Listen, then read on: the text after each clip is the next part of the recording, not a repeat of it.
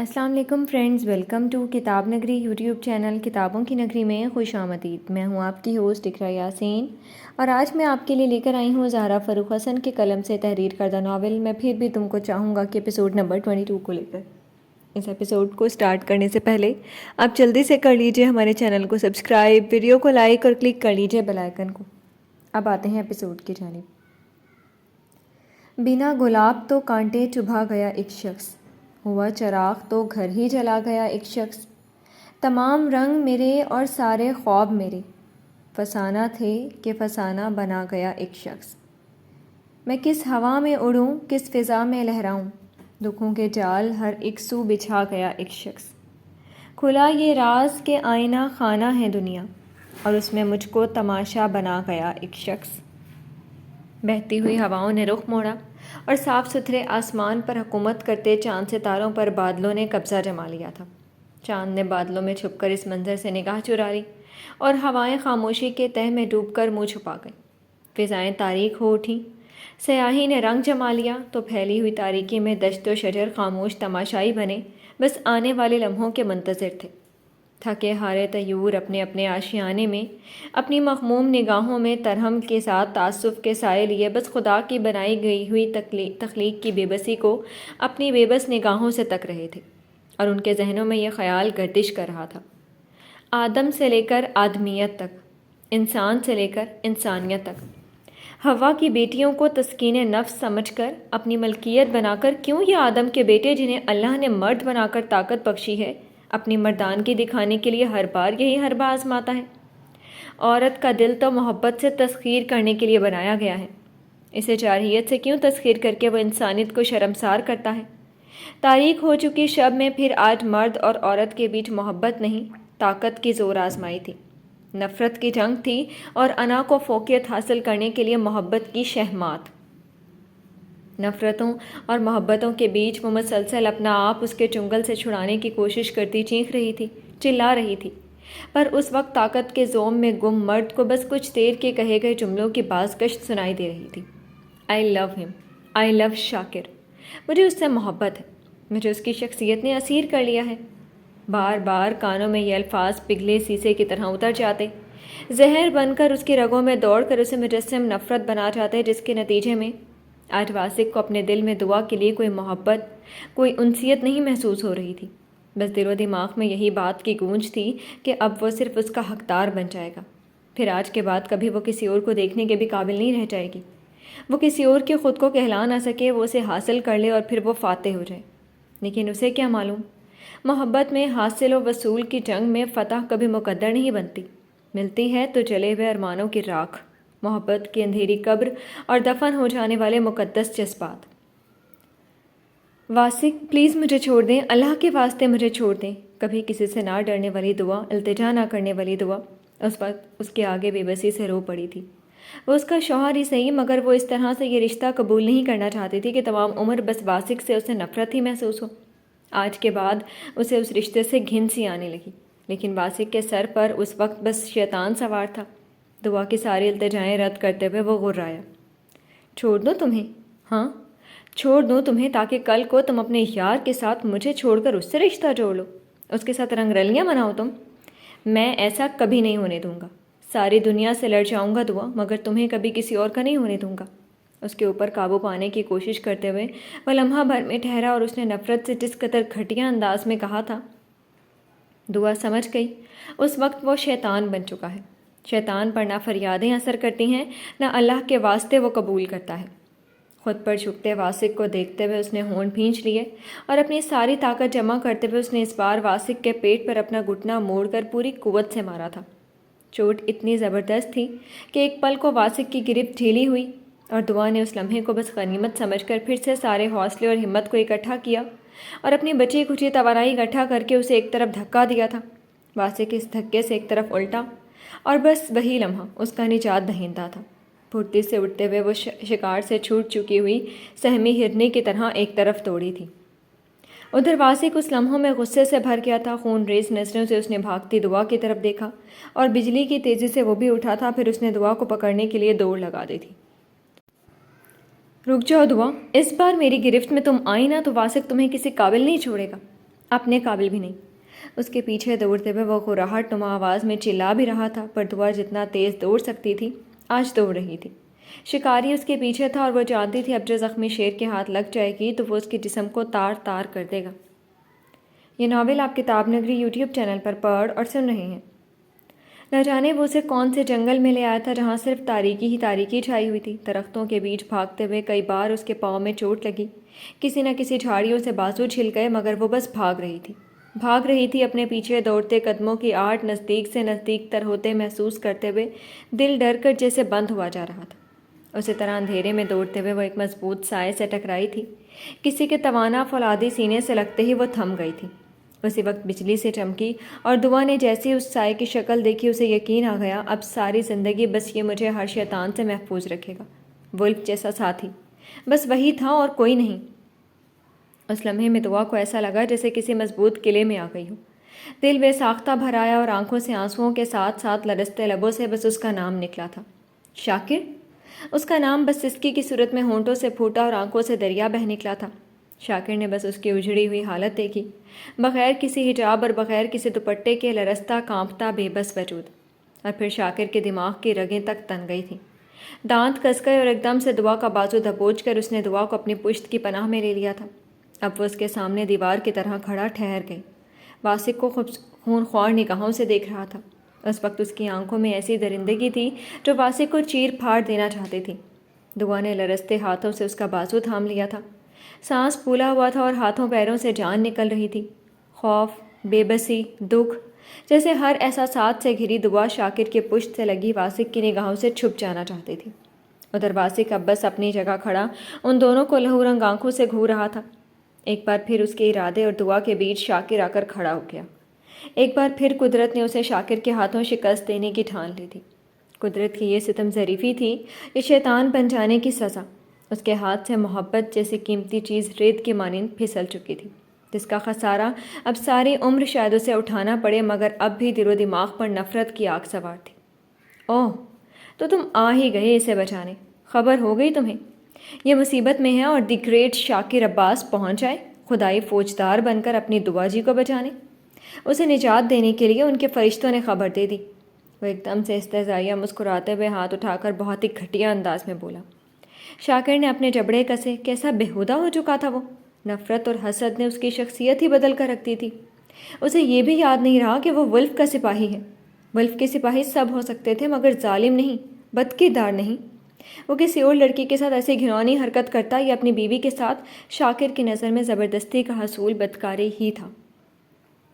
کسی بھی بے بس لڑکی پر ظلم ہوگا تو شاکر ضرور اسے بچانے کے لیے آ جائے گا، چاہے وہ اس کا شوہر ہی کیوں نہ ہو۔ اپنی آنکھوں میں ولف سے درندگی لیے ہوئے وہ واسق کو اسی طرح سے گھور رہا تھا جیسے آج اس کا قتل ہی کر دے گا۔ دعا کے لرزتے ہاتھوں کی کپکپاہٹ وہ صاف اپنے بازوؤں پر محسوس کر رہا تھا۔ دیٹس گریٹ، اس نے تالی بجا کر جیسے شاکر کا مذاق اڑایا، پھر اسے مسکراہٹ اور آنکھوں میں شعلوں سے لپک لے کر شاکر کا چہرہ دیکھا۔ تو آپ سب لڑکیوں کو بچانے کی ٹھان چکے ہیں، تو ذرا بتائیں گے دی گریٹ شاکر صاحب، اگر ایسا ہے تو پھر اس شہر میں اب تک جتنے ریپ کیسز ہوئے ہیں شاکر ان کو بچانے کیوں نہیں پہنچتا؟ کیا وہ لڑکیاں مظلوم نہیں تھیں؟ تجھے بس ایک ہی لڑکی کیوں مظلوم دکھائی دے رہی ہے؟ تمسخر آمیز مسکراہٹ سے وہ بول ضرور رہا تھا مگر آگ سی نگاہیں شاکر کا بازو تھام کر اس کی پشت کی پناہ لے کر چھپی دعا پر ہی تھی، تو اس کی نگاہوں سے چھپتی ہوئی کانپ سی رہی تھی۔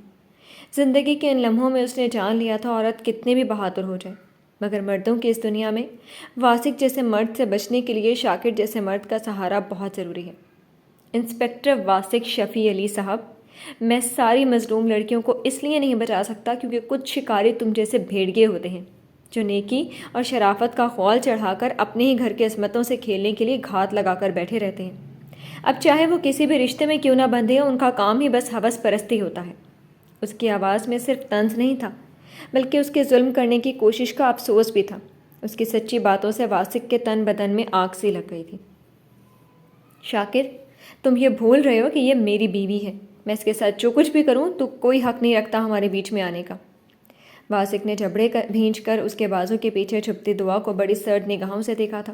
اس کا بس نہیں چل رہا تھا کہ اسے شاکر کے پیچھے سے کھینچ لائے اور آج شاکر کے سامنے اسے ایسی سزا دے کہ وہ ساری زندگی شاکر سے نگاہ بھی نہ ملا پائے۔ غصے اور نفرت کی آگ میں جلتے واسق کی سوچ تک گھناؤنی ہو گئی تھی۔ یہ ناول آپ کتاب نگری یوٹیوب چینل پر پڑھ اور سن رہے ہیں۔ یہ بیوی ہے تیری، یہی تو تجھے یاد نہیں ہے؟ شاکر ایک دم سے غرا اٹھا۔ یہ یاد ہوتا تو رات کی اس تاریکی میں کھلے عام جانوروں سے سلوک نہیں کرتے اس کے ساتھ۔ محبت نہیں تو عزت تو دے دیتے۔ بیوی ہے نا تیری، تو صرف بیوی کے جسم سے تجھے کیوں مطلب ہے؟ اس کی خواہش، اس کی عزت، اس کی مرضی تیرے لیے کوئی اہمیت نہیں رکھتی۔ اس نے دعا کے ہاتھ سے اپنا بازو چھڑوایا اور آگے بڑھ کر ایک دم سے واسق کا گریبان اپنی مٹھی میں جکڑ لیا۔ اور حق کی بات کرتا ہے نا تو؟ بھول گیا تجھے حق دیا کس نے ہے؟ میرے ولف نے۔ تو نے یہ بھی نہیں سوچا کہ تیری اس گھٹیا حرکت سے ولف کے اوپر کیا بیتے گی؟ ولف کی تربیت کو بھلا دیا تو نے۔ اس کا گریبان جکڑے ہوئے وہ واسق کو جھنجھوڑ کر شاید اس کے ضمیر کو جگانا چاہتا تھا۔ بول، تیری ہمت کیسی ہوئی میرے ولف کی بہن کے ساتھ ایسے جانوروں سے سلوک کرنے کی؟ ولف نے تم پر بھروسہ کر کے تمہیں ایک موقع دینا چاہا اور تو ان کے بھروسے کا فائدہ اٹھانے لگا۔ تو نے صرف اپنی بیوی کا نہیں، اپنے رہنما، اپنے رہبر، اپنے بھائی کا بھی اعتماد توڑا ہے، اور اس بات کی تجھے شاکر سزا دے گا۔ اسی طرح غراتے ہوئے اس نے دوسرے ہاتھ کا مکہ بنا کر پوری قوت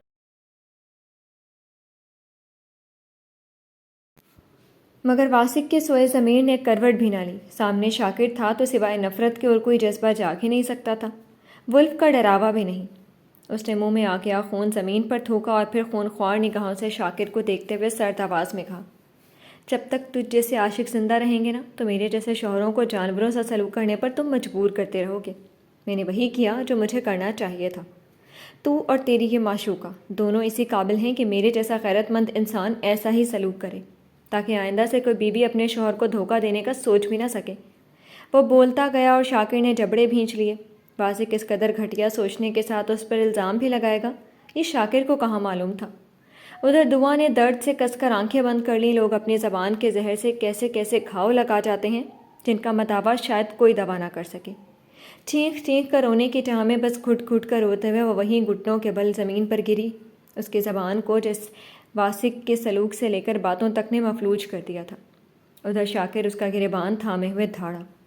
اپنے نفس کے آگے ہار جانے والے لوگ ہی دوسروں پر بیجا تہمتیں لگاتے ہیں۔ جن کے خود کے کردار داغدار ہوتے ہیں وہی لوگ بہتان لگانے کے لیے آگے بڑھتے ہیں۔ اپنی بیوی پر الزام لگانے سے پہلے چند رات پہلے والی اپنی گنہگار رات تو یاد کر لے، تو خود کو دیکھ تیرا کردار کتنا پاک صاف ہے۔ واسق نے اس بار لب بھینچے۔ دونوں کی نگاہوں سے جیسے ایک دوسرے کے لیے خون چھلک رہا تھا۔ شاکر اسی طرح جکڑے جھنجھوڑ رہا تھا۔ میرا تیری بیوی سے کوئی تعلق نہیں، میرے لیے یہ بس ولف کی بہن ہے اور کچھ نہیں۔ یہ بات تو پہلے سے ہی سمجھ لیتا نا تو نوبت یہاں تک پہنچتی ہی نہیں۔ وہ واسق کے گریبان کو مٹھی میں جکڑے ہوئے بس لہو رنگ آنکھوں سے اسے گھور رہا تھا۔ اچھا؟ واسق پھر سے استہزائیہ مسکرایا اور جھٹکے سے اپنا گریبان اس نے شاکر کی گرفت سے چھڑایا تھا۔ گھٹنوں کے بل بیٹھی گھٹ گھٹ کر روتی دعا کو نفرت سے دیکھ کر وہ تلخی سے بولا، تیرا نہیں تو اس کا تعلق تو تجھ سے جڑ گیا ہے۔ چلو مان لیتا ہوں تجھے محبت نہیں، پر اسے تو ہو گئی ہے۔ تو جانتے اس نے مجھ سے خود اپنی محبت کا اظہار کیا، ایسی بد کردار لڑکی۔ واسق! شاکر نے دھاڑ کر پوری مٹھی بنا کر ایک مکہ اس کے منہ پر دے مارا۔ اس بار کا پڑنے والا مکہ اتنا زبردست تھا کہ واسق پیچھے کی طرف الٹ چلا تھا۔ جتنی تیزی سے وہ الٹا تھا اتنی تیزی سے وہ اٹھ کھڑا ہو کر شاکر کی طرف پلٹا۔ اس کی ناک اور منہ سے اب خون کی پتلی دھار بہہ رہی تھی۔ خون خوار نگاہوں سے شاکر کو دیکھتے ہوئے اس نے اپنا بازو اٹھا کر آستین سے اپنے منہ اور ناک کا خون رگڑ ڈالا۔ تجھے کیوں آگ لگ رہی ہے؟ میں اس آوارہ کو جو بھی کہوں تجھے اس سے کیا؟ اپنا بازو نیچے کرتے ہوئے وہ اب بھی مسلسل اسی گھٹیا انداز میں شاکر کے غصے کو اور بھی ہوا دے رہا تھا۔ ادھر دعا کی سسکیاں اور بھی دردناک ہو گئیں۔ ایک لفظ بھی دعا کے لیے حرف غلط نکالا نا تو آج ہی تجھے یہیں زمین میں گاڑ دوں گا۔ وہ پھر سے دھاڑا اور واسق نے استہزائیہ مسکرا کر سر جھٹک کر اس کی طرف دیکھا۔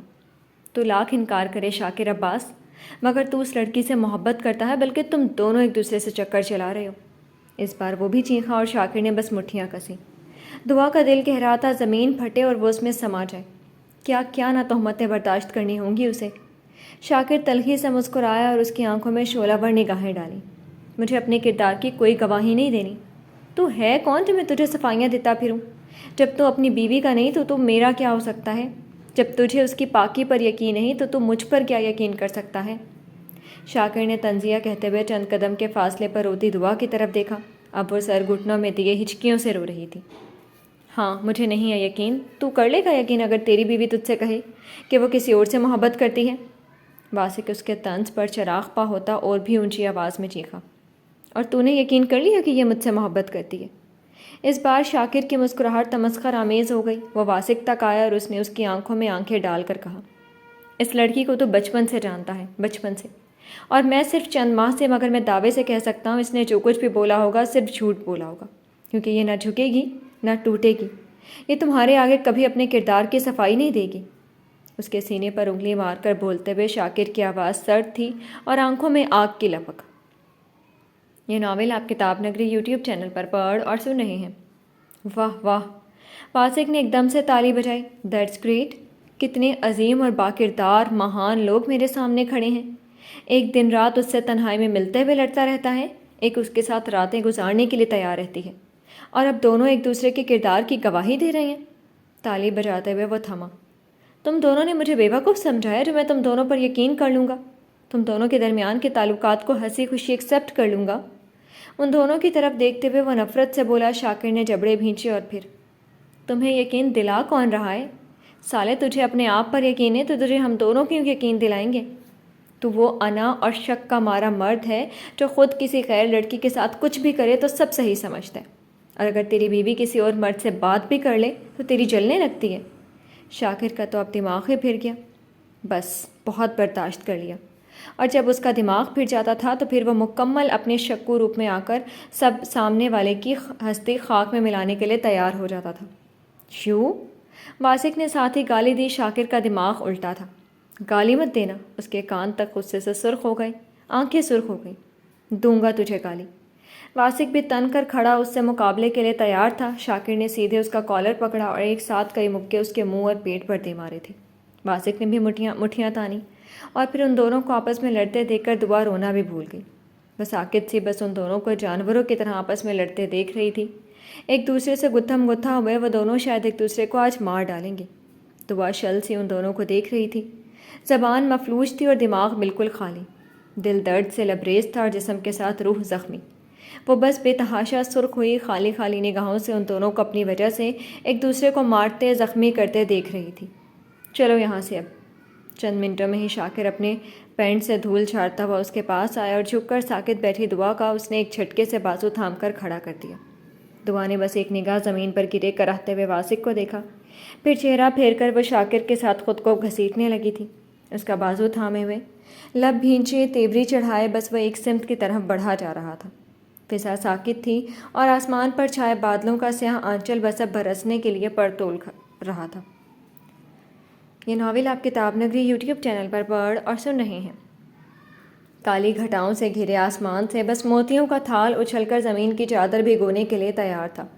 تب کالی سیاہ رات شہر کی روشنیوں سے جگمگا رہی تھی، اونچی اونچی عمارتیں کمکموں سے چمچم سی کر رہی تھیں۔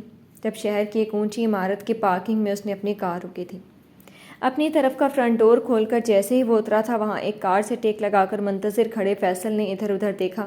پارکنگ میں اس وقت کار کا ہجوم تھا اور چند لوگ اور بھی موجود تھے جو کار پارک کر رہے تھے۔ اس نے سر پر رکھی پی کیپ سیدھی کی اور بہت تیزی سے یزدان کی کار کے پاس سے گزرا۔ قریب سے گزرتے ہی کار کا ڈور بند کرتے یزدان کے بازوؤں سے اس کا نشانہ ٹکرایا تھا۔ سوری سر، اس نے یوں تظاہر دیا جیسے اس نے یزدان کو دیکھا ہی نہیں تھا، جس کی وجہ سے یہ ٹکر ہو گئی۔ تیزی سے سوری کرتے ہوئے وہ یزدان کو دیکھنے لگا۔ It's okay young boy. Yazdan نے مسکرا کر اس کے شانے کو تھپکا اور اسی طرح ہاتھ دوبارہ ہٹایا کہ ایک سیکنڈ میں ہی وہ فیصل کے کھلے کالر میں لگے پین کو نکال چکا تھا۔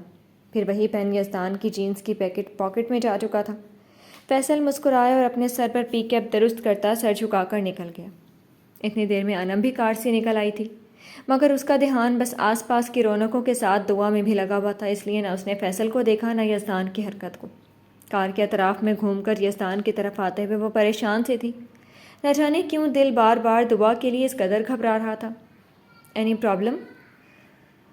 انم نے چونک کر اپنا ہاتھ تھام چکے یزدان کی شکل دیکھی۔ وہ قریب آ کر اس کا ہاتھ تھام چکا تھا اور اس کی الجھن بھی بھانپ چکا تھا۔ انم نے بس اسے دیکھا، پھر نفی میں سر ہلا کر بس اتنا بولی، یزدان دعا آ چکی ہوگی؟ اس کے پوچھنے پر یزدان نے بس سر ہلایا۔ ڈونٹ وری، وہ سیف ہیں، آؤ ہم چلیں، مرتضیٰ اور صبا اکیلے ہیں۔ اس کا گال دوسرے ہاتھ سے نرمی سے سہلا کر اس نے انم کا ہاتھ تھامے ہوئے قدم اندر کی جانب بڑھا دیے۔ ابھی شیشے کے دروازے کو پار کر کے وہ اندر آئے ہی تھے کہ ان کی نگاہ ان دونوں پر پڑی، سنجیدہ سا مرتضیٰ اور پریشان سی صبا۔ یزدان کے چہرے پر اب بھرپور سنجیدگی چھا چکی تھی۔ میں نے لاسٹ فلور پر ٹیبل بک کی تھی تم دونوں کے لیے، تم یہاں کیا کر رہے ہو؟ قریب آتے ہی اس نے انم کا ہاتھ چھوڑ کر مرتضیٰ سے پوچھا۔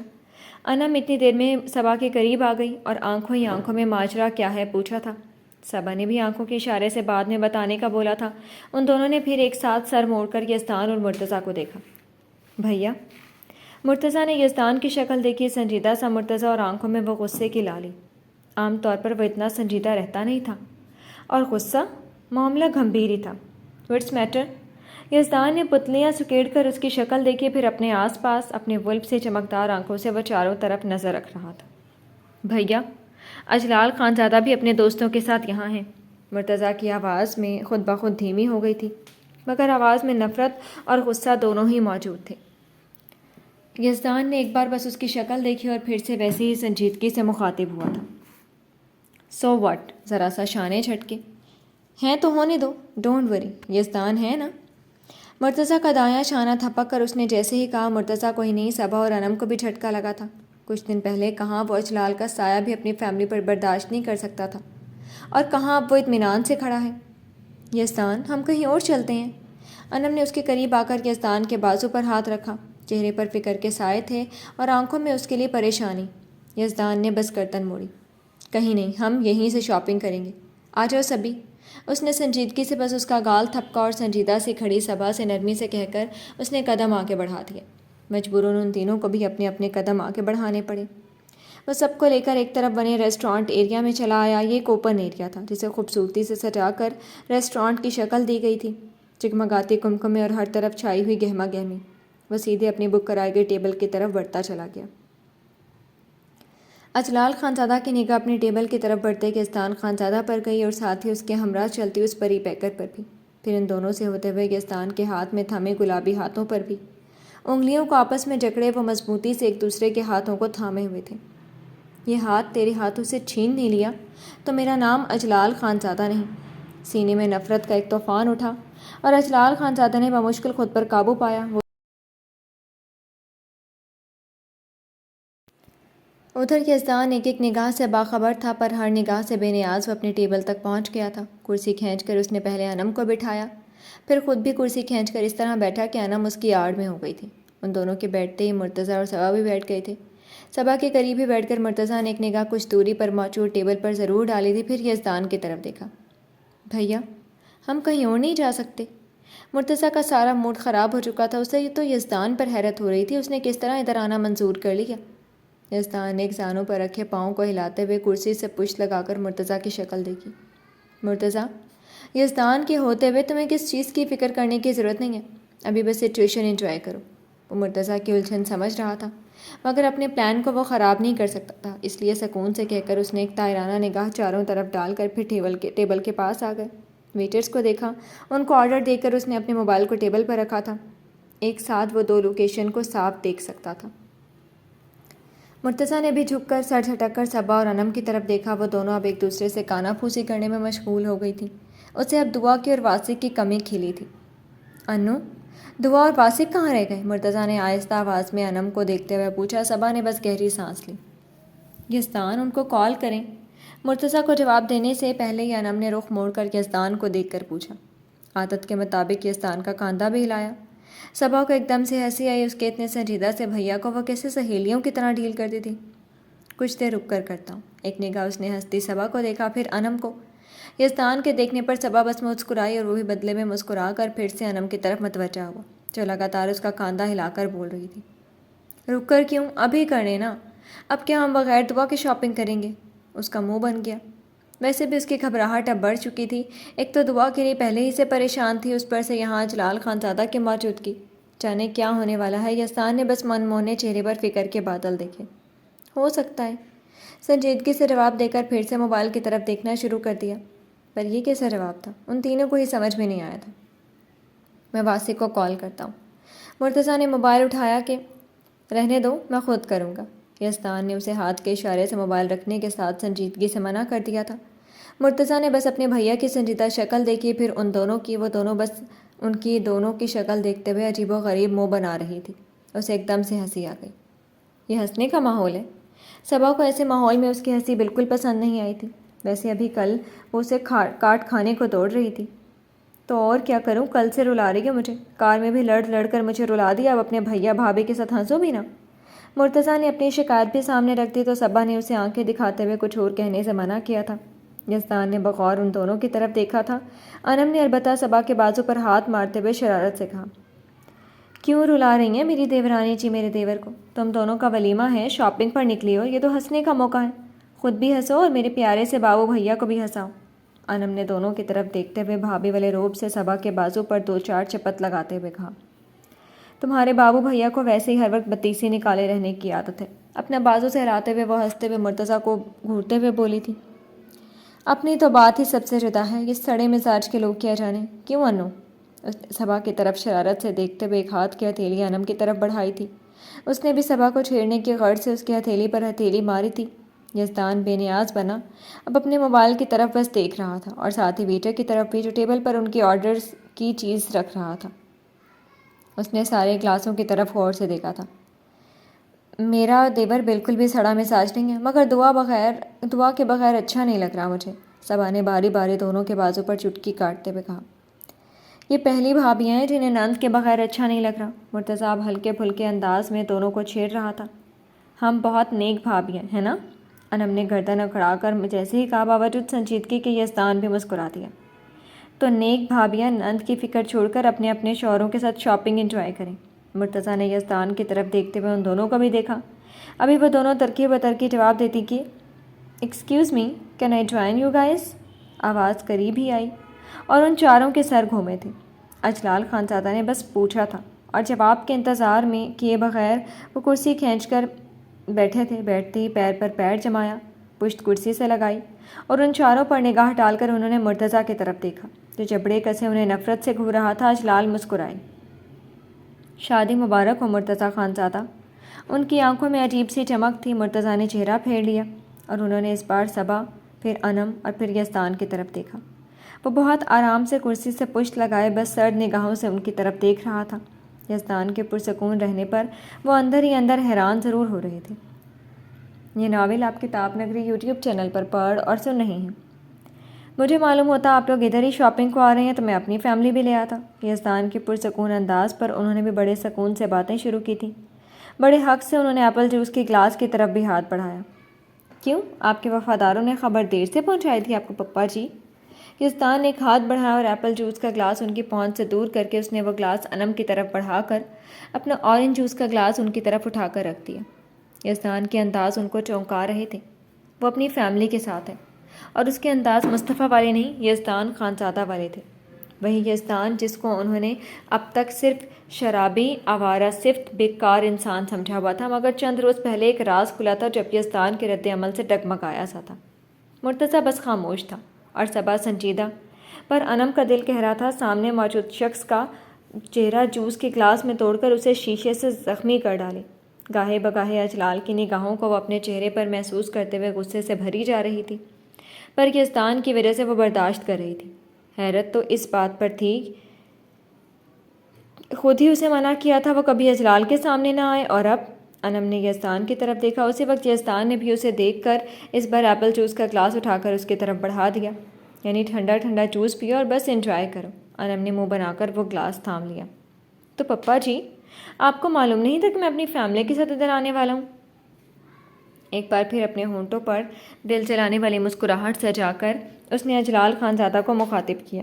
اجلال خانزادہ نے اورنج جوس کا گلاس اٹھایا اور پھر مسکرائی۔ نہیں، میرے وفاداروں نے تو صحیح وقت پر بتایا تھا، اس لیے تو میں بہت دیر سے منتظر تھا تمہارا۔ خون بھرتے ہوئے انہوں نے یزدان پر سیدھے وار کیا۔ کیسا گھٹیا انسان ہے یہ! صبا اور انم سراپا سلگ گئیں، پر یزدان اسی طرح انہیں جوس کے گھونٹ بھرتے دیکھ رہا تھا۔ میرے لیے اتنے بےتاب تھے پپا جی تو پہلے بتا دیتے، میں آپ کے اسی خاص روم میں آ کر آپ کو اپنی شکل دکھا دیتا تاکہ آپ کو پھر سے یاد آ جاتا کہ آپ کا ایک سوتیلا بیٹا یزدان خانزادہ ہے۔ اس نے اسی طرح پرسکون انداز میں انہیں دیکھتے ہوئے ایپل جوس کی طرف ہاتھ بڑھایا۔ انم نے بس گلاس کو دیکھا اور پھر یزدان کی شکل کو۔ اب وہ اس کے ایپل جوس کے گلاس سے گھونٹ بھر رہا تھا۔ اجلال خانزادہ اس کی ہر حرکت نوٹ کر رہے تھے۔ بات تو مجھے بھی تم سے کرنی تھی کہ ایک منٹ پپا جی، اتنی جلدی کیا ہے مجھ سے بات کرنے کی؟ ہم اکیلے میں اچھے سے باتیں کر سکتے ہیں۔ اس کے موبائل پر وہ میسیج آ گیا جس کا وہ منتظر تھا۔ اب وہ ان تینوں کو یہاں سے بھیج سکتا تھا۔ اس نے ہاتھ اٹھا کر اجلال خان زادہ کو مسکراتے ہوئے دیکھا، پھر مرتضیٰ کو۔ وہ مشکل اپنے اوپر قابو رکھے ہوئے بیزار سا بیٹھا ہوا تھا۔ مرتضیٰ، سبی اور انو کو ساتھ لے جاؤ، یہ دونوں ڈریسز پسند کر لیں، میں پیمنٹ آ کر دوں گا۔ اس نے غصے میں نظر آتے مرتضیٰ سے جیسے ہی کہا، وہ فوری اپنی کرسی چھوڑ کر کھڑا ہوا تھا، جیسے وہ بس یزدان کے حکم کا ہی منتظر تھا۔ صبا اور انم کی بھی برداشت نہیں تھی کہ اجلال خان زادہ کو برداشت کرے، اس لیے وہ دونوں بھی ایک ساتھ کھڑی ہوئیں۔ اجلال کی نگاہوں نے جیسے ہی انم کو دیکھا، مجھے دیکھ کر بات کرے پپا جی، بیچ میں اس مقصد نہیں ہوتا تو وہ ایک سیکنڈ کے لیے بھی اجلال کی نگاہیں انم پر برداشت نہیں کرتا، مگر فی الحال اس کے مقصد نے اسے باندھ دیا تھا۔ اجلال نے سنا مگر انم پر نگاہ نہ ہٹائی۔ وہ نگاہوں کی گندگی سے سراپا سلگی تھی۔ بے اختیار اس کے ذہن میں خیال گزرا تھا، یزدان پلیز جلدی آئیے گا، فضول لوگوں کی وجہ سے میرا اور آپ کا ٹائم خراب ہو رہا ہے۔ مجھے تو بس آپ کی پسند کی ڈریس لینی تھی۔ صرف ناز و ادا سے بولی نہیں تھی، بلکہ جھک کر اس کی گردن میں دونوں بازو ڈال کر چٹ کر گال بھی چوم لیے۔ اور کوئی کھڑی ہوتی تو وہ کبھی پبلک پلیس میں ایسی حرکت نہیں کرتی۔ بھلے وہ لوگ جہاں تھے یہ سب چیزیں عام بات تھی، مگر ایسے پیار کے مظاہرے دکھانے کا کیا کبھی کرنے کا سوچا بھی نہیں تھا۔ پر اس وقت جو سامنے بیٹھا غلیظ انسان تھا، اسے یہ جتانا تھا کہ وہ اپنے شوہر سے کس قدر پیار کرتی ہے، کس قدر اس پر مرتی ہے، اس کے لیے کچھ بھی کر سکتی تھی۔ انم کے ایسے مظاہرے پر بے ساختہ مرتضیٰ اور صبا نے ایک دوسرے کی شکل دیکھی، پھر بے ساختہ امڑ آنے والی مسکراہٹ چھپاتے ہوئے ادھر ادھر دیکھنا شروع کر دیا۔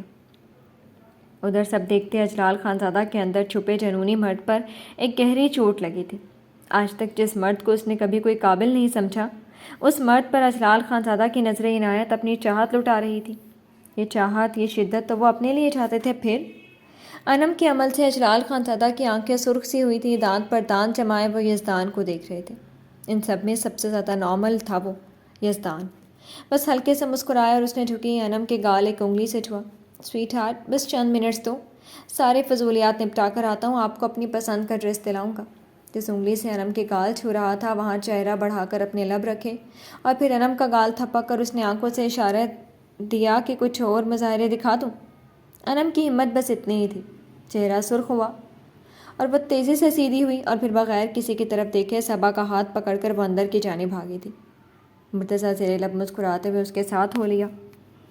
یزدان نے اجلال خان زادہ کو دیکھا، جن کی نگاہ میں شعلے سلگتے ہوئے دکھائی دے رہے تھے۔ تجھ سے کہا تھا نا اجلال خان زادہ، میری بیوی پر غلط نگاہ ڈالنے کا سوچنا بھی مت۔ جیسے ہی وہ لوگ نگاہوں سے دور ہوئے، وہ سیدھا ہو کر بیٹھا اور ذرا سا آگے ہو کر اجلال خان زادہ کو دیکھتے ہوئے غرایا سا تھا۔ انہوں نے اپنے آس پاس نگاہ ڈالی۔ لوگوں کے ہجوم میں وہ کچھ بول کر یزدان کو بھڑکا نہیں سکتے تھے۔ وہ کتنا سرپھرا تھا یہ بات وہ جانتے تھے۔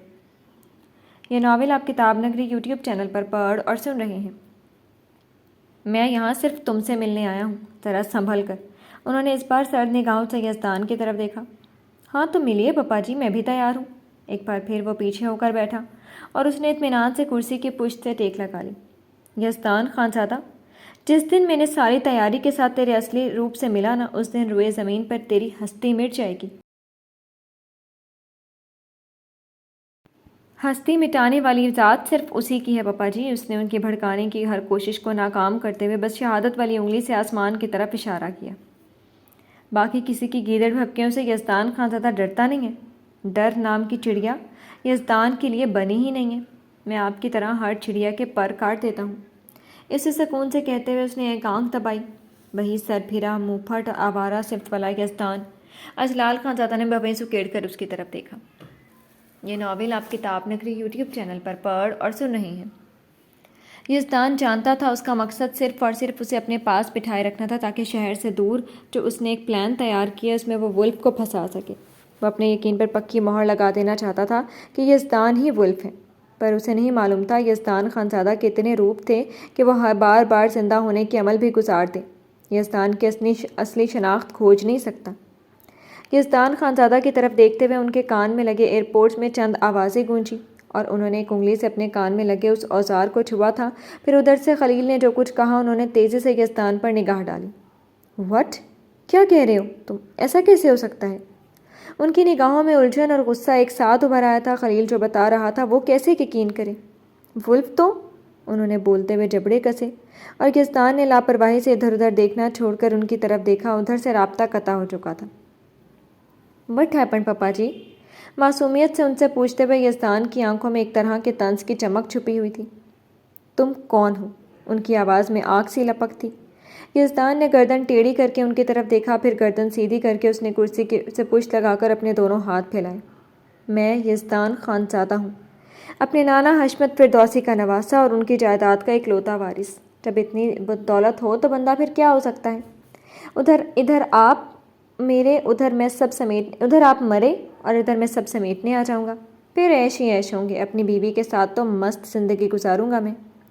پھیلے ہوئے ہاتھ کو سمیٹ کر اس نے دونوں انگوٹھے سے اپنے سینے کی طرف اشارہ کرتے ہوئے اپنی مخصوص مسکراہٹ سے وہ ان کو دل جلانے والے انداز میں دیکھ رہا تھا۔ اجلال خانزادہ بس جبڑے بھینچے اس کی شکل دیکھ رہے تھے۔ آج کہیں سے بھی وہ شخصیت لگ ہی نہیں رہا تھا جس کی آنکھوں سے انہوں نے ولف کی شناخت کی تھی۔ اور اگر یہ ولف تھا تو وہ کون تھا جس کے لیے انہوں نے جال بچھایا، جس کے ولف ہونے کی گواہی خلیل اور اس کے ساتھ موجود امجد خان نے دی تھی؟ وہ ولف تھا تو ایک ساتھ دو جگہ پر کیسے ہو سکتا تھا؟ یزدان کی بھوری آنکھیں اس قدر چمک رہی تھی گویا اپنے شکار کو وہ دھیرے دھیرے خود کے بنے جال میں پھنستے دیکھ کر وہ لطف اندوز ہو رہا تھا۔ "یزدان، مجھے ایک بار تمہاری شناخت معلوم ہوئی تو..." "پپا جی، میری شناخت خود میں ہوں۔" خود کو گھورتے اجلال خانزادہ سے تیز آواز میں کہہ کر وہ تیزی سے اٹھا تھا۔ "تجھے کہیں اور جانے کی ضرورت نہیں، بس تو یزدان خانزادہ سے مل لینا۔" "اوکے، تو پھر چلتا ہوں، ابھی میری بیوی کو مجھے ٹائم دینا ہے۔" "Good bye papa ji, enjoy your drink." وہ دونوں ہتھیلی وہیں ٹیبل پر رکھ کر جھکا اور پھر آخری دو جملے معنی خیزی سے بول کر وہ سیدھے اس کی طرف بڑھا تھا۔ اب اجلال خانزادہ کو یہاں سے اٹھ کر اپنے گھر کی طرف جانا ہی ہوگا، اس سے پہلے وہ ڈرنک اپنا کام کرتی۔ "اجلال خانزادہ، میں بس اتنی دیر تک ہی اپنی زندگی پر تیری ناپاک نگاہیں برداشت کر سکتا تھا۔ اب جا اپنے گھر اور سوچ کہ اگر میں یہاں تھا تو وہاں ولف کا ہمزاد کون تھا۔" پراسرار مسکراہٹ اس کے ہونٹوں پر تھی اور قدم تیزی سے اس طرف بڑھ رہے تھے جدھر انم، صبا اور مرتضیٰ کے ساتھ تھی۔ یہ ناول آپ کتاب نگری یوٹیوب چینل پر پڑھ اور سن رہے ہیں۔ رات تاریکی کے سائے میں بارش کی بوندوں سے نہاتی گزر رہی تھی۔ بارش کا زور اب تک ٹوٹا نہیں تھا، گرج چمک کے ساتھ خوب پیٹ پیٹ کر بارش ہو رہی تھی اور اندر موجود شانی کا دل گھبراہٹ میں مبتلا تھا۔ بچوں کے نکلتے ہی وجدان بھی کسی ضروری کام کا کہہ کر نکل گئے تھے، تب سے ان کا دل کسی کام میں لگ ہی نہیں رہا تھا۔ اپنے بچوں کی خیریت کی دعا مانگتے ہوئے وہ بار بار گھڑی دیکھتی تھی۔ آج کی رات دل کو قرار کیوں نہیں آیا تھا؟ نہ جانے آنے والا وقت اپنے دامن میں کون سی بد نصیبی لے کر روبرو ہونے والا تھا کہ شانی کو اس وقت کی آہٹ سے بے چینی ہی بے چینی ہو رہی تھی۔ مسلسل ان کا دل اپنے آشیانے کے ہر فرد کے لیے دعا گو تھا۔ حالانکہ سب مصطفیٰ کے ساتھ تھے، اس بات کا اطمینان تھا، پھر بھی کچھ تو ایسا تھا ان کے دل کو قرار نہیں تھا۔ "آپ کچھ پریشان لگ رہی ہیں۔" لاؤنج میں بیٹھا نصر آخرکار چپ نہیں رہ سکا۔ وہ کب سے انہیں پہلو پر پہلو بدلتا دیکھ رہا تھا، وہ یہاں ہو کر بھی موجود نہیں تھی۔ شانی نے نصر کی طرف دیکھ کر زبردستی مسکرانے کی کوشش کی۔ "نہیں، پریشان نہیں ہوں، بس پتہ نہیں کیوں گھبراہٹ سی ہو رہی ہے، شاید بجی کی وجہ سے۔ ایسی بارش میں وہ جانے کہاں نکلے ہوئے ہیں۔" انہوں نے زبردستی مسکراتے ہوئے ایک بار پھر اندرونی دروازے کی طرف دیکھا تھا۔ باہر سے آتی بارش کا شور انہیں اچھا نہیں لگ رہا تھا۔ باس آ جائیں گے، وہ اپنی حفاظت کر سکتے ہیں، آپ پریشان مت ہوں۔ نصر نے ان کے چہرے کو دیکھتے ہوئے سنجیدگی سے کہتے ہوئے تسلی بھی تھی۔ شانی نے بس اس کی طرف دیکھتے ہوئے مسکرانے کی کوشش کی۔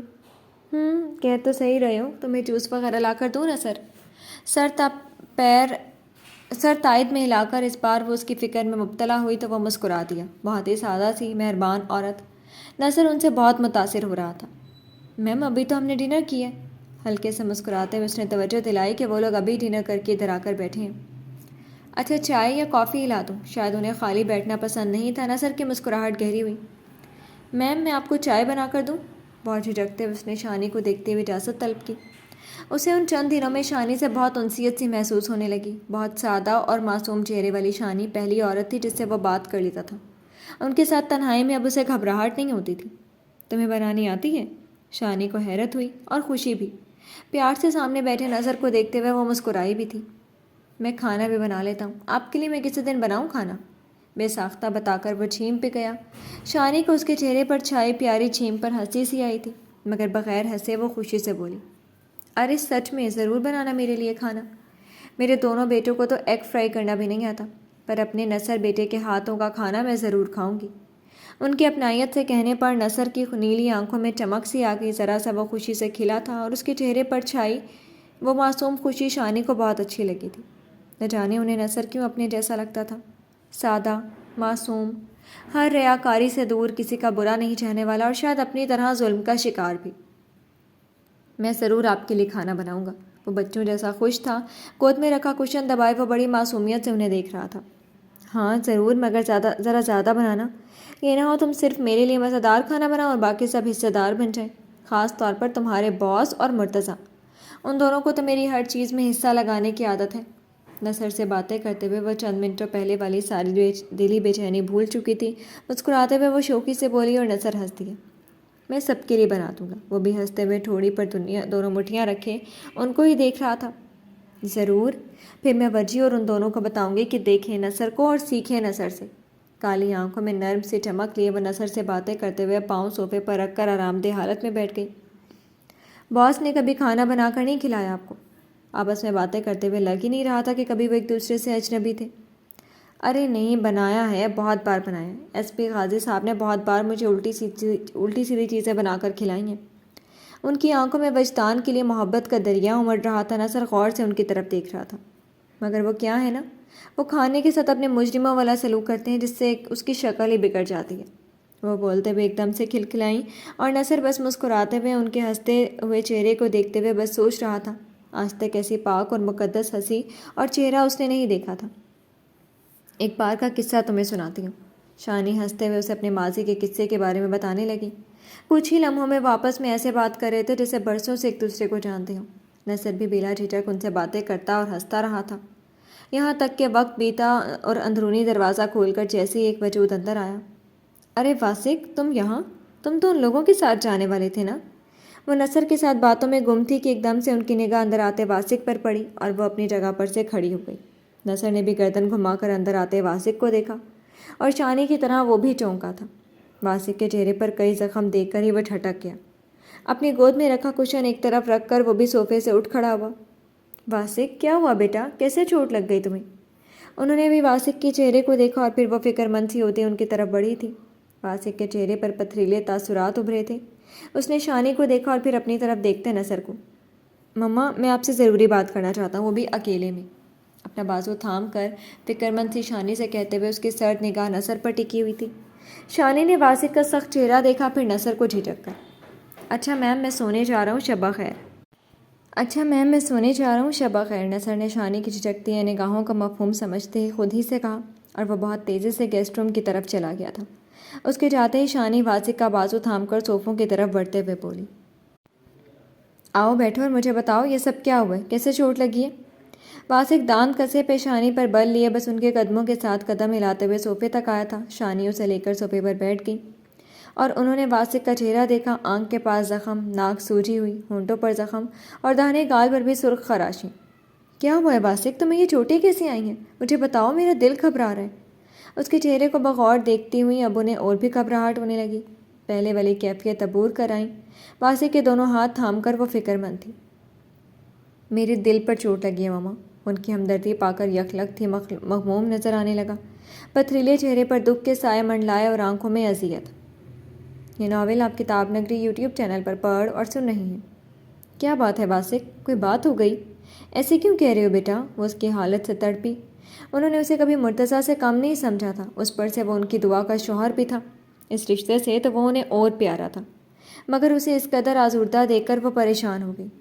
مما، آپ مجھے کتنا چاہتی ہیں؟ واسق کے عجیب سے سوال پر شانی نے ناسمجھی سے اس کی طرف دیکھا۔ یہ کیسا سوال ہے؟ واسق نے ان کے دونوں ہاتھ اپنے ہاتھوں میں دبوچ لیے۔ بولے مما، کیا میں بھی آپ کے لیے مصطفیٰ بھائی جیسا یا مرتضیٰ جیسا ہوں؟ کیا میں ان کی طرح آپ پر یقین کر سکتا ہوں؟ اپنی طرف یاد سے تکتے واسق کو دیکھتے ہوئے شانی کا محبت بھرا دل تڑپا تھا۔ تم میرے واسق ہو، تمہاری سب سے الگ جگہ ہے میرے دل میں، میری عافیہ بھابھی کی نشانی، تمہاری ماں ہوں میں واسق، اور بیٹا ماں پر یقین کر سکتا ہے۔ انہوں نے ایک ہاتھ اس کے ہاتھ سے نکال کر پیار سے اس کا گال چھپا تھا۔ تو میں آپ سے کچھ کہوں تو مجھ پر یقین کریں گی نا؟ کچھ مانگوں تو دیں گی نا؟ واسق دھیرے دھیرے انہیں اپنی باتوں سے اس قدر گھیر لینا چاہتا تھا پھر ان کے پاس نہ کی گنجائش ہی نہ بچے۔ کہتے ہیں محبت اور جنگ میں سب کچھ جائز ہوتا ہے، تو واسق اب ہر جائز ناجائز وہ کام کرنا چاہتا تھا جس سے وہ دعا اور شاکر کو بتا سکے محبت کی بازی اب بھی اس کے ہاتھ میں ہے۔ کیوں نہیں یقین کروں گی، کیوں نہیں مانوں گی، تم کہہ کر تو دیکھو۔ انہوں نے مضبوط آواز میں کہہ کر واسق کے دل کو خوشی دی تھی۔ چند پل وہ انہیں دیکھتا رہا، پھر آہستہ مگر بے لچک آواز میں بولا، میں دعا کے ساتھ رخصتی چاہتا ہوں، ٹھیک اسی دن جس دن مرتضیٰ کا ولیمے کی تقریب ہے۔ اور ماما، میں چاہتا ہوں آپ باس کو اور مصطفیٰ بھائی کو راضی کر لیں۔ ان کے دونوں ہاتھوں کو تھامے بڑی امید تھی اس کی آنکھوں میں۔ ماں ہونے کا حق وہ مانگ رہا تھا، پر شانی عجیب مشکل میں گھری۔ پر کیسے ممکن ہے یہ؟ اتنی جلدی سب کیسے مانیں گے، اور دعا بھی؟ وہ کشمکش میں تھی کہ کیسے واسق کو سمجھائے۔ ایک بیگ اسے کیا سوچ گئی، ایک دم اسے کیا سوچ گیا، اور وہ کیسے وجدان اور یزدان سے مشورہ کیے بغیر ہاں کر سکتی تھی۔ ماما، میں نے پہلی بار آپ سے کچھ مانگا ہے، اپنی ماں سمجھ کر آپ سے کچھ مانگ رہا ہوں۔ یقین کریں یہ میری آپ سے آخری التجا ہے، اس کے بعد میں کچھ نہیں مانگوں گا۔ اس کے چہرے اور آنکھوں میں تڑپ سی تھی، اور اس تڑپ سے شانی کا دل بھی تڑپ اٹھا۔ مانگنے کی کیا ضرورت ہے بیٹا، دعا تمہاری ہی ہے، انہوں نے پیار سے کہتے ہوئے جیسے اسے منانے کی کوشش کی۔ نہیں ماما، مجھے لگتا ہے دعا کو مجھ سے کوئی چھین لے گا، میں اس سے بہت محبت کرتا ہوں ماما، اس کے بغیر جی نہیں سکتا۔ میرے دل میں یہ بات بیٹھ گئی ہے کہ میری دعا مجھ سے جدا ہو جائے گی۔ ایک ایسا احساس تھا واسق کے چہرے پر، ان لمحوں میں درد ہی درد اس کے چہرے پر بکھرا تھا۔ شانی کو کچھ سمجھ میں نہیں آ رہا تھا، اچانک سے واسق کو ایسا کیوں لگنے لگا ہے۔ آپ لوگوں نے مجھے ہمیشہ اپنا بیٹا سمجھا ہے نا، تو آپ دونوں اپنے بیٹے کی یہ تکلیف دور کر دیں ماما۔ یقین کریں میں آپ کی بیٹی کو بہت خوش رکھوں گا، اس کی اسٹڈی کے بیچ بھی کوئی رکاوٹ نہیں ڈالوں گا، میری طرف سے کبھی آپ کو کوئی شکایت نہیں ہوگی ماما۔ وہ آج جو اس ارادے سے آیا تھا اپنا مقصد حاصل کیے بغیر نہیں جائے گا، اس کے پاس اب آخری آپشن شانی ہی بچی تھی۔ شانی وہ ہستی تھی جن کو تیار کر لیا تو پھر کوئی رکاوٹ اس کے آگے نہیں آ سکتی تھی۔ مجھے یقین ہے واسق تم پر، تم دعا کو بہت خوش رکھو گی، لیکن اچانک سے یہ رخصتی کا…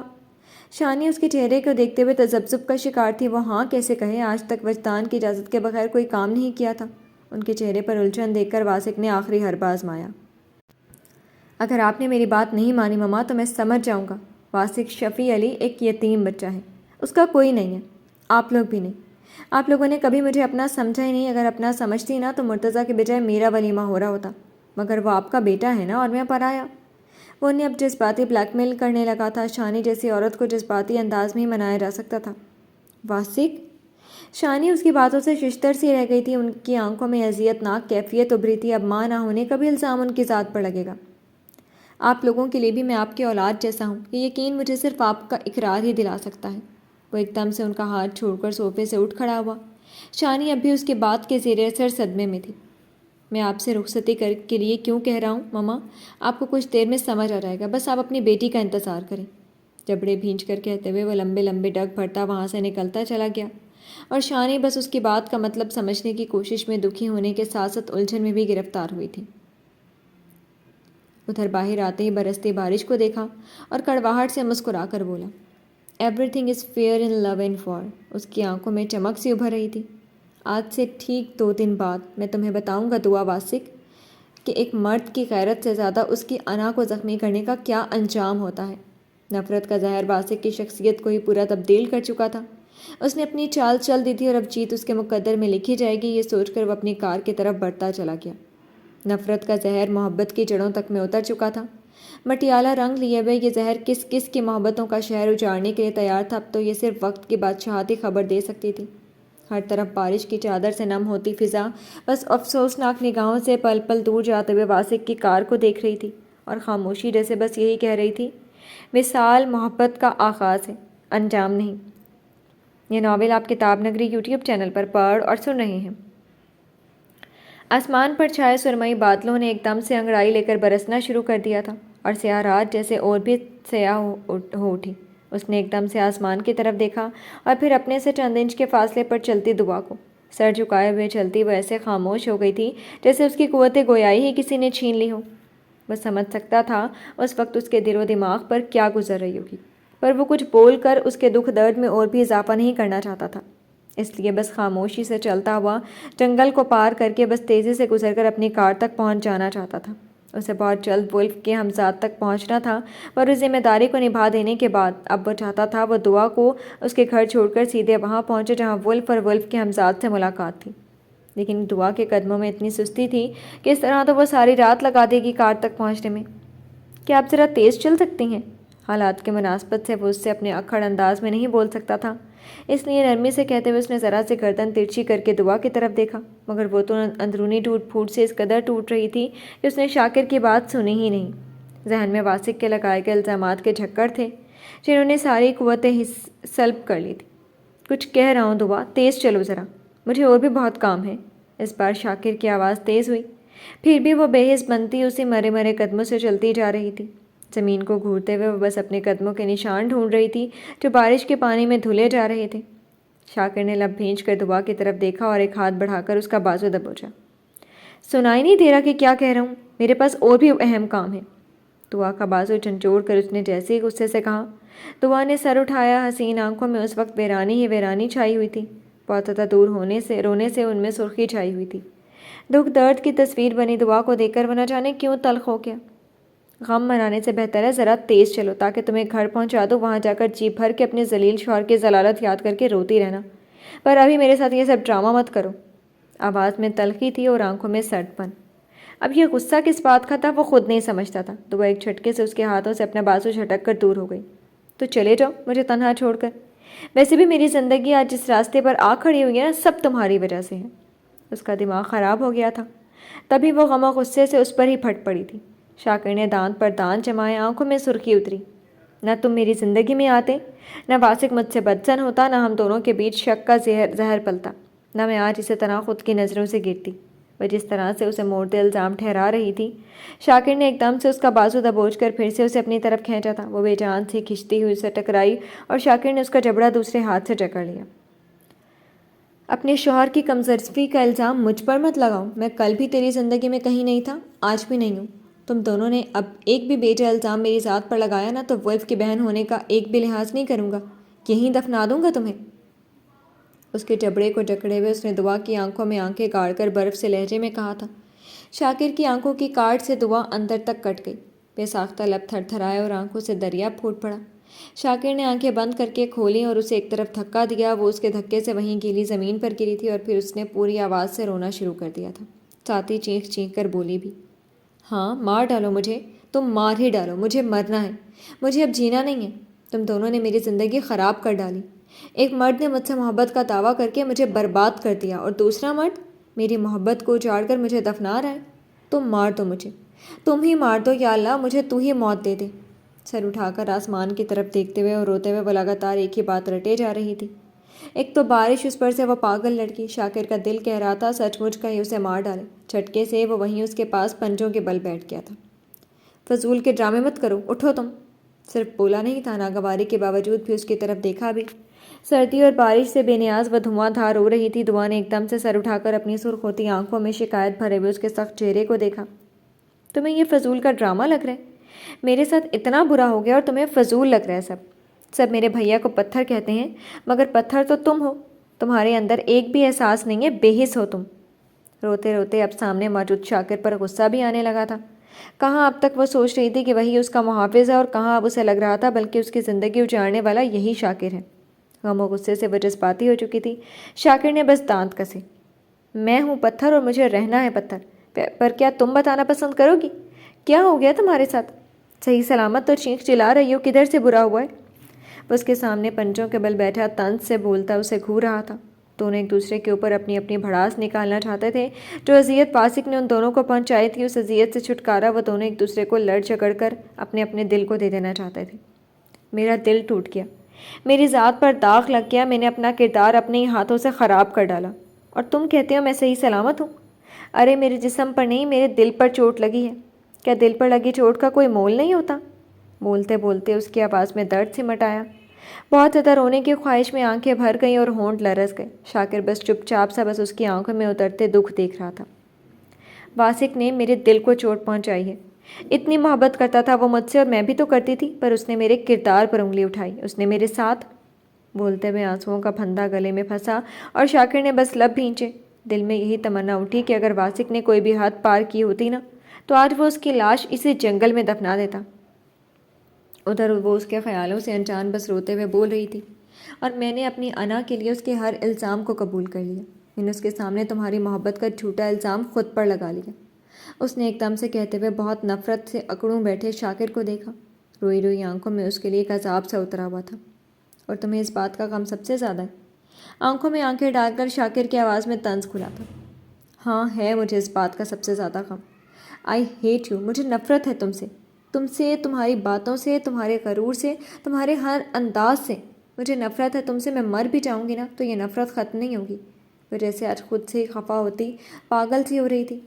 آج جو تبدیلی واقع ہوئی اس نے دعا کا اپنی ذات کا غرور توڑ ڈالا تھا۔ شاکر کچھ دیر بس اسے گھورتا رہا، پھر دونوں ہاتھ گھٹنوں پر رکھ کر کھڑے ہوتے ہوئے بے تاثر آواز میں بولا، تو کیا مجھے کیا تمہاری نفرت سے کوئی فرق پڑ جائے گا؟ تو نفرت کرے یا محبت، شاکر عباس پر گھنٹا کوئی فرق نہیں پڑتا۔ وہ اپنی وہی مخصوص اکھڑ انداز میں کہتے ہوئے شانے بھی جھٹکے۔ دعا کو اس سے اور بھی نفرت محسوس ہوئی۔ کچھ دیر پہلے جو وہ شاکر کے مشکور تھی، اس احساس پر شاکر کے انداز نے خاک میں ملا دیا تھا۔ وہ جھٹکے سے اٹھ کر اس کے سامنے کھڑی ہوئی۔ شاکر عباس، ایک تمہاری وجہ سے میں نے اپنے کردار کو پامال کر ڈالا، ایک تمہاری وجہ سے میری پوری زندگی نے رخ موڑ لیا، اور تم کہتے ہو تمہیں کوئی فرق نہیں پڑتا؟ اس کے سامنے کھڑی وہ چلائی اور شاکر نے تلخی سے مسکرا کر سر جھٹکا۔ تم نے جو کیا صرف اپنی انا کو واسق کے سامنے بلند رکھنے کے لیے کیا۔ تم نے اپنے غرور کو بچانے کے لیے میرے نام کا استعمال کیا۔ اپنے شوہر کے سامنے تم نے جس طرح میرے کردار کو خراب کیا ہے نا، مجھے بھی تجھ سے نفرت ہو چکی ہے۔ اس کے باتوں کی ساری کڑواہٹ اس وقت دعا کی رگوں میں اتر رہی تھی۔ دونوں کی آنکھیں ایک دوسرے میں گڑی ہوئی تھیں اور بارش کے پانی میں بھیگتی آنکھیں اور بھی گلابی ہونے لگی تھیں۔ نہ مجھے تجھ سے مطلب تھا، نہ تیرے اس شکی شوہر سے، لیکن تم دونوں نے مجھے بیچ میں لا کر میری ذات کو تماشا بنایا ہے۔ وہ تو صرف مجھ پر صرف شک کرتا تھا، مجھ سے چلتا تھا، مگر تم نے تو اس شک پر اپنے اظہار کی مہر لگا کر زندگی بھر کے لیے میرے اور واسق کے بیچ دشمنی کی دیوار کھڑی کر دی۔ شاکر کو اس قدر غصہ آیا کہ اس نے ساکت سے کھڑی دعا کا بال گردن سے مٹھی میں جکڑا اور اسے اپنے قریب کھینچا تھا۔ وہ بے جان سے بس اس کا چہرہ دیکھ رہی تھی۔ تمہیں اندازہ بھی ہے اس دشمنی سے میرا، واسق یا تمہارا نہیں بلکہ ولف کا نقصان ہوا ہے؟ اس کے دل پر کیا گزرے گی؟ تیری وجہ سے ہم دونوں کی دشمنی سے ولف کو کوئی نقصان پہنچا نا تو تیری خواہش کے مطابق تیری قبر شاکر عباس بنائے گا۔ دعا کے چہرے کی طرف دیکھتے ہوئے غراہٹ نما آواز میں بولتے ہوئے شاکر کی آنکھوں میں دعا کے لیے صرف اور صرف قہر تھا۔